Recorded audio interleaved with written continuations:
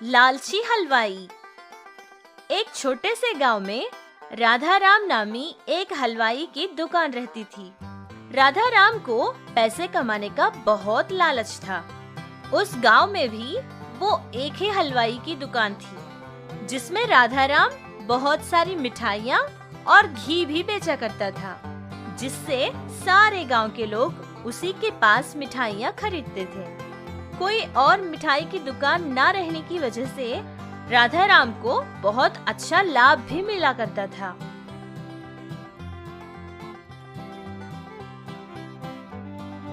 राधा राम चाचा जी, मुझे 1 किलो जलेबियाँ दीजिए। हाँ ठीक है, थोड़ी देर पहले ही हमने जलेबियाँ बनाई है। रुको, मैं अभी लाता हूँ। राधा राम ने उस लड़के को वहीं रुकने को कहा और अंदर जाकर एक नौकर से कहने लगा, हमने 2 दिन पहले जो जलेबियाँ बनाई थी उसको लेकर आओ। सेठ जी, वो जलेबियाँ उतनी अच्छी नहीं है, बहुत नरम हो चुकी है और शायद खाने में बिल्कुल अच्छी नहीं होंगी। मुझसे जबान लड़ाने के बजाय जो मैंने कहा वो चुपचाप करो। उन जलेबियों को गरम गरम चाशनी में डालो और फिर निकाल दो, फिर वो ताजी बन जाएंगी। लाकर उस लड़के को दे दो। नौकर बेचारा मजबूर था। फिर उसने वही किया जो उससे करने को उसके मालिक ने कहा था। ये लो बेटा जलेबी जो तुमने मांगी थी। तुम बहुत खुशनसीब हो। अभी अभी हमने गर्मा गर्म जलेबियाँ बनाई थी। मजेदार जलेबियाँ ले जाओ। ठीक है चाचा जी, मुझे और मेरे भाई को जलेबियाँ बहुत पसंद है। इसके ठंडे होने से पहले ही मैं घर ले जाता हूँ। चलता हूँ चाचा।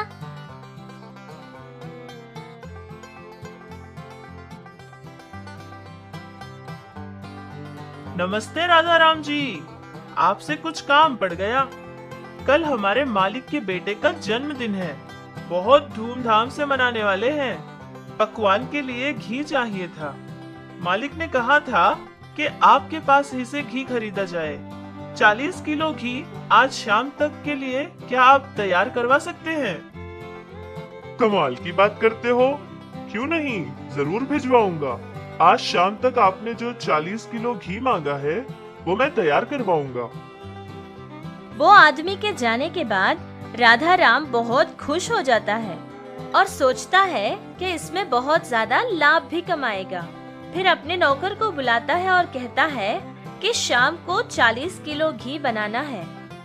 सेठ जी, इतना ज्यादा घी बनाने के लिए जितना मक्खन लगता है उतना तो अब हमारे पास है नहीं। हमारे पास तो सिर्फ 20 किलो घी बन सकता है। तो अब क्या बगल वाले गांव से मंगवा लें? इसकी कोई जरूरत नहीं है। मैं अच्छी तरह से जानता हूँ कि 20 किलो घी को 40 किलो कैसे बनाया जाए। तुम जाओ और बाहर दुकान संभालो।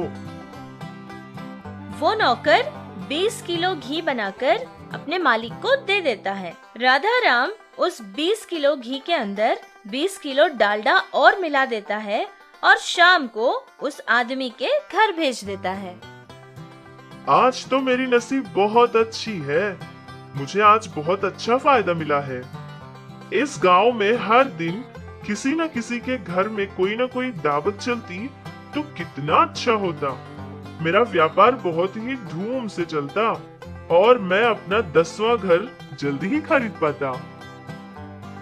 फिर दूसरे दिन वो आदमी के बेटे का जन्मदिन बहुत ही धूमधाम से मनाया गया।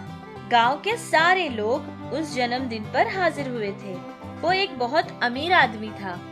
उसके सारे दोस्त वहां आए हुए थे। उन्हीं में राधा राम का बेटा भी मौजूद था। सारे लोगों ने खाना खाया और मिठाइयाँ भी खाई थी। फिर खुशी खुशी सब लोग अपने अपने घर चले गए। लेकिन दूसरे दिन बहुत सारे लोगों की तबीयत खराब हो गई। खास करके छोटे बच्चे बीमार पड़ गए। उनमें जन्मदिन वाले बच्चे के साथ साथ राधा राम का बेटा भी था। डॉक्टरों ने कहा कि ये सब कल के खाए हुए खाने की खराबी में ही मौजूद है, क्योंकि ये समस्या खाने में मिलावट की चीजें इस्तेमाल करने से आई हुई है। जब ये बात राधा राम को पता चली तो वो भागता हुआ अस्पताल आ गया। अपने बेटे को और बाकी सारे बच्चों को इस हालत में देखकर उसका दिल बैठ गया। उसके किए काम की वजह से इतने सारे मासूम बच्चों को बीमार देखकर बहुत दुखी हो गया और मन ही मन में पछताने लगा। फिर उसने ये इरादा कर लिया कि दोबारा कभी फायदे के लिए मिलावट नहीं करेगा।